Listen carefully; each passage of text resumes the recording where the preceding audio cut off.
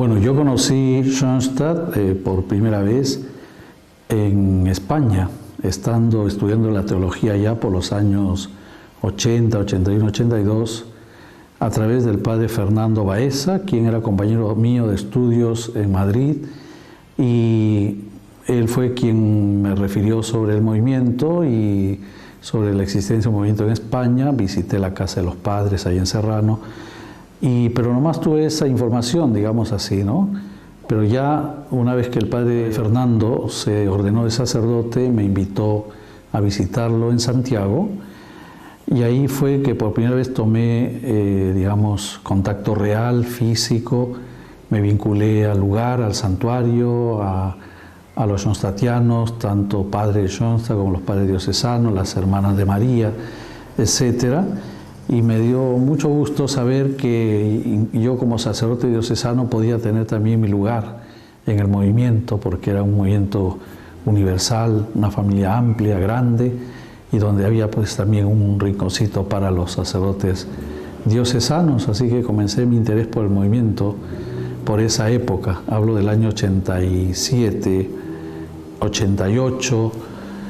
El padre Cine Fons, a quien conocí, vino a Perú para, digamos, finiquitar los asuntos del padre Carlos Pfeiffer, que había fallecido, y ahí lo conocí y lo recibí en mi parroquia. Yo era vicario parroquial en la parroquia Nuestra Señora de Lourdes, en Santa Marina, Callao, y allí ya había tomado yo contacto con con los jóvenes Manuel Guapaya y Jeremy del Río, quien actualmente es sacerdote, y los tres fuimos los que fuimos tomando contacto con la Mater a través, por supuesto, de la oración, de las reuniones.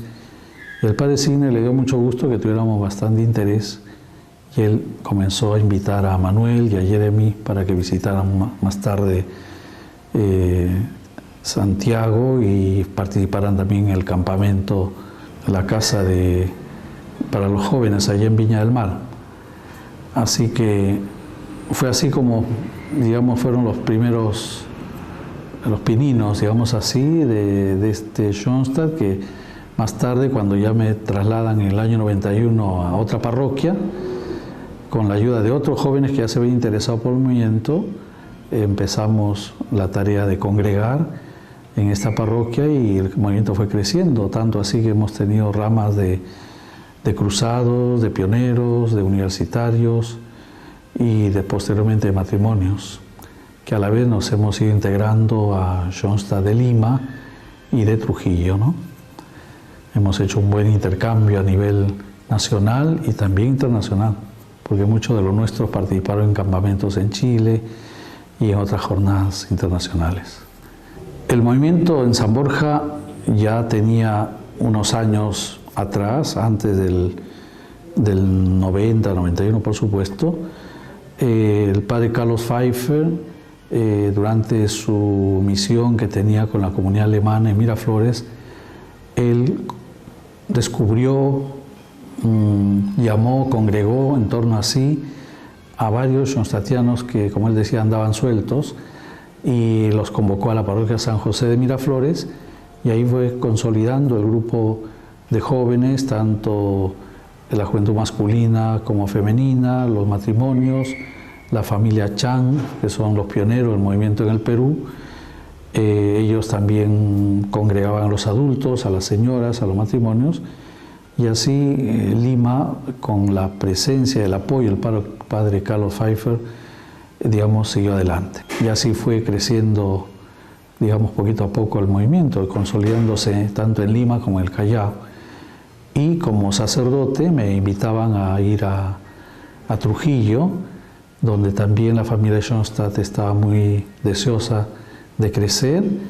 Junto a la hermana Liberata hemos apoyado, digamos, en los inicios al Schoenstatt Trujillo, ¿no? Dimos la tónica, preferentemente la parroquia en general fue abierta a los niños y a los jóvenes y descuidar a los adultos, pero Schoenstatt precisamente tenía todos los elementos para dar una espiritualidad a estos niños y jóvenes que estaban ansiosos de participar en la vida de la iglesia, y encontraron, sin menoscabar la presencia de otros grupos juveniles, encontraron en Schoenstatt, digamos, lo que buscaban, y así fue acentuándose, consolidándose y creciendo el movimiento, sobre todo de los jóvenes en el Callao. Mi vocación siempre de niño ha sido mariana. Siempre he tenido un cariño muy especial a la Santísima Virgen y la he declarado siempre mi madre y protectora. La encontré en Schoenstatt, que me ha ayudado bastante en el sostenimiento de mi vocación y sobre todo encontrar en María a la madre y la maestra espiritual de mi ser, y así proponerla también a otros, de tal manera que Schoenstatt ha sido para mí muy importante. Como les dije al comienzo, como sacerdote diocesano, sabía que tenía un lugar en el movimiento, como lo he experimentado a lo largo de todos estos años. Quiero dirigir unas pequeñas palabras en honor, mejor dicho, a quien en vida fue el padre José Antonio Arbulú, Atoche. Gracias a Dios, primero, de ser agradecidos por permitirme conocerlo. Toño, puedo decir concretamente, es un ejemplo de padre, maestro y pastor. Soy el padre Luis Alberto Celis, de los padres de la Federación. Quería dar gracias a Dios en este tiempo donde estamos muy cerca ya al día de San Pedro y San Pablo. Les estoy mandando este saludo desde la parroquia San Pedro de Ancón, en la diócesis de Caraballo. Qué alegría el poder descubrir que hay un hermano que nos deja un legado. Recojo las palabras que el Papa Francisco siempre dice con respecto al Padre Kentenny.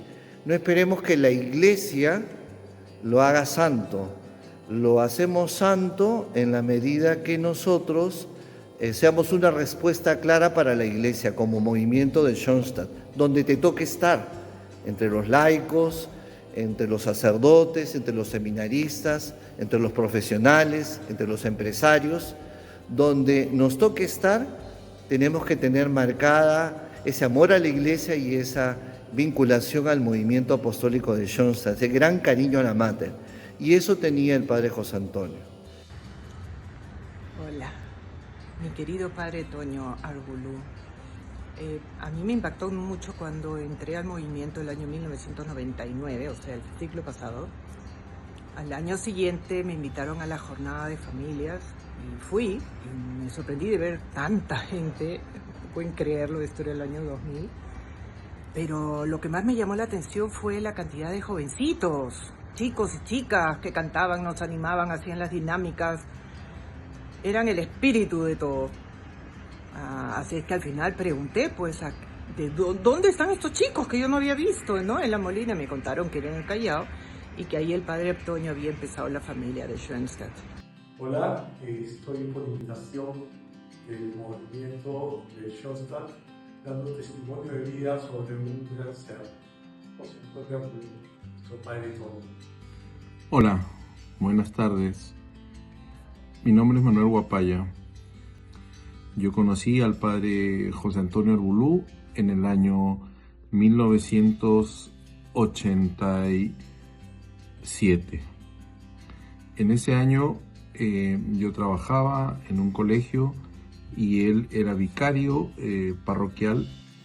Hola, soy Cristian Mimbela, miembro de la generación fundadora del movimiento de Schoenstatt en el Callao. Llegué al movimiento a través de una invitación que me hizo el padre José Antonio Arbulú. Muy buenas tardes, les saluda Juan Carlos Chamorro.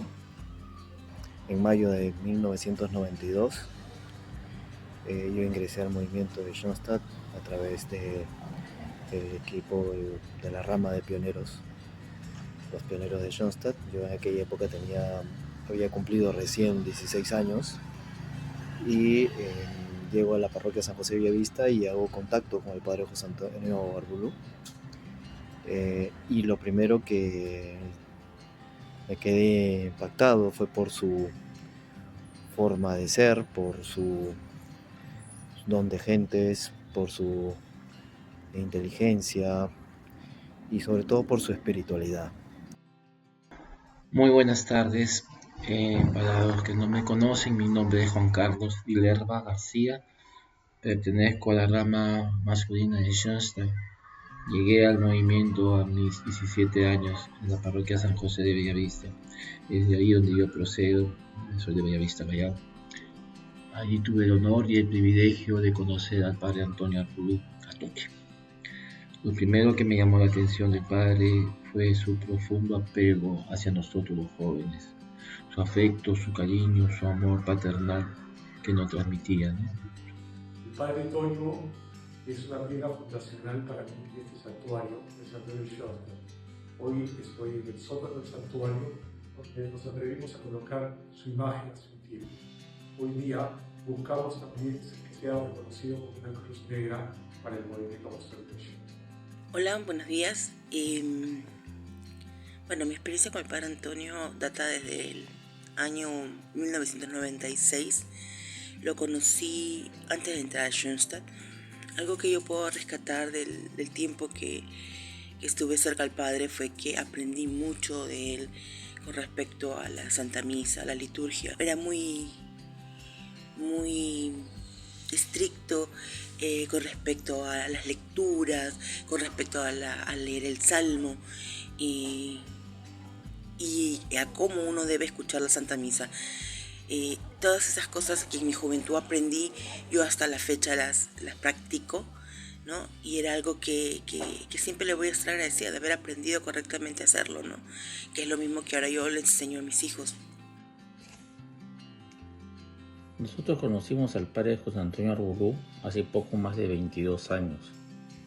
Tuvimos la suerte de estar presente en su ordenación.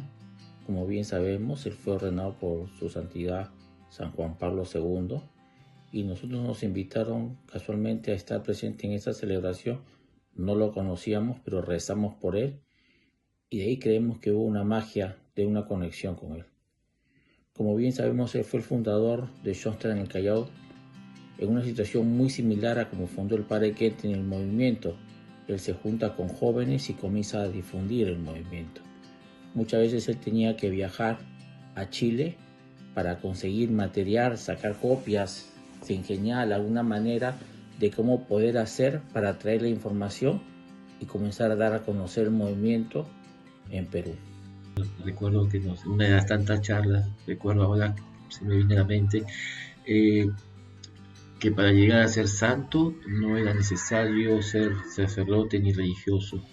Recuerdo en esa charla que nos habló por primera vez de un ingeniero civil chileno, el señor Malvillar, y su ideal personal, el cáliz vivo, es decir, la santidad en la vida diaria.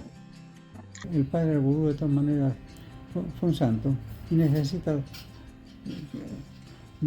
que se le reconozca como una cruz negra. Yo creo que sí. Esa es la vida del padre. Siempre me acuerdo de él, siempre lo tengo presente. Ay, así es, pero la vida es así, pues en algún momento nos toca partir, pero deja enseñanzas. ¿Qué recuerdos tengo con el padre José Antonio Arbolú? Lo que más me impactó fue que él fue ordenado por el Papa San Juan Pablo II y acá en el Perú. Eso me encantó. Después lo recuerdo como una persona seria, generoso, sereno, tranquilo, siempre enseñando. José Antonio, para mí, en lo personal, es un ser muy importante. Es una persona que yo conocí cuando estaba en el colegio, Liceo Naval Almirante Lice, y él era profesor de religión. Todavía no era sacerdote, era un hombre bien, un hombre muy querido, que nos fue formando a todos. Hay unas promociones del colegio que llevan su nombre. Fue nuestro profesor, nuestro asesor, nuestro amigo. El hombre que acompañaba a la viajes de promoción, que la promoción pedía que él participara en la promoción. Realmente un ser muy especial que me encanta tenerlo acá. Recuerdo cuando lo conocí en su habitación, la foto del padre José Kentenich, un pequeño busto del santuario y un cuadro de la Mater. 3 elementos que yo en ese momento no sabía qué significaban. Años después, y a través de la amistad filial, en esa paternidad que él supo siempre desarrollar, me fue conduciendo como un padre a su hijo hacia la casa de Dios. Y es así como año tras año fui incorporándome cada vez más en esta espiritualidad que la hice mía al punto de sellar la alianza de amor. Amó a la Virgen, sé que amó a la Virgen desde chiquito, siempre estuvo muy unido a ella, y cuando conoce el movimiento de Schoenstatt y a la Virgen, a la Mater, él mismo cuenta que fue lo que lo sostuvo, lo que lo ayudó en su sacerdocio, lo que lo acompañó. Sé que su alianza de amor es muy fuerte y que precisamente la alianza de amor dada en momentos difíciles en la vida de las personas es lo que los hacen las cruces negras en los santuarios de Schoenstatt en el mundo. Me tocó acompañarlo también en sus momentos duros de crisis frente a la iglesia. Y creo que el padre siempre mantuvo una serenidad frente al tema y a su vez también una fidelidad a la iglesia muy propia en él, ¿no?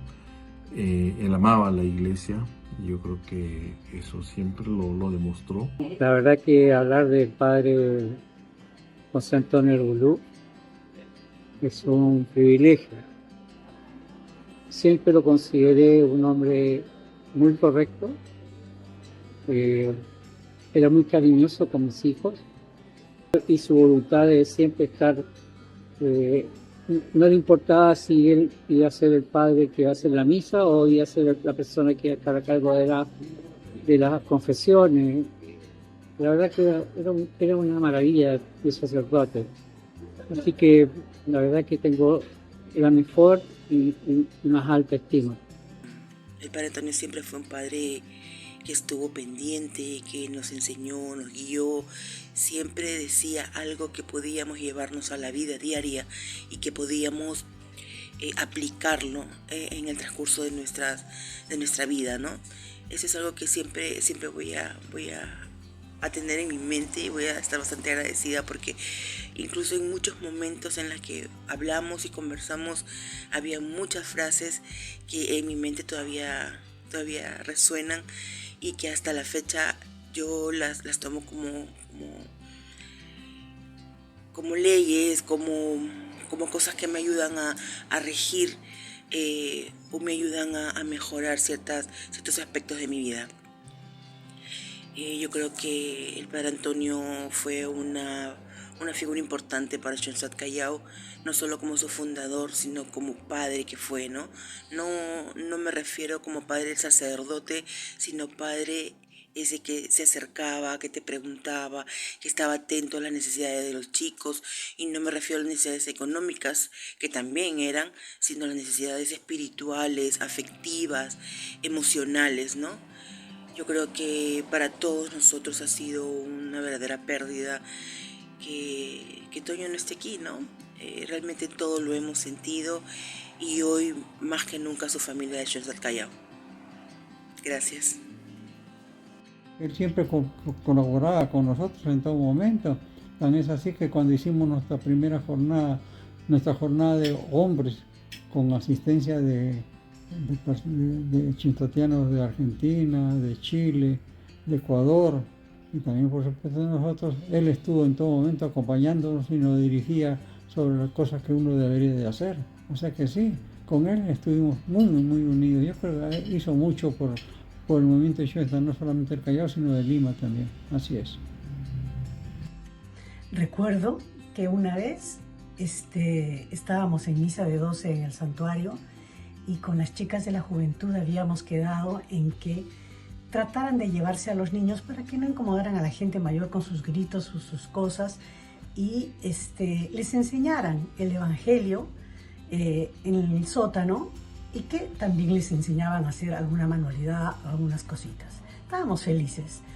Y en eso el padre José Antonio dice: ¿y dónde están los niños acá? Entonces nosotras felices le decimos: están en el sótano, padre, con las chicas de la juventud. No me parece, dijo. Los niños tienen que estar aquí y con sus familiares. Nos quedamos frías todas. Considero que el padre José Antonio Arbulú, mi padre, fue aquella persona que durante mucho tiempo en su vida amó, defendió, difundió Schoenstatt, no solo en el Callao, sino, diría yo, en todo el Perú. Así fue el padre Antonio, santidad en la vida diaria. El padre Antonio para el movimiento de Schoenstatt fue el motor en el Callao, ¿no?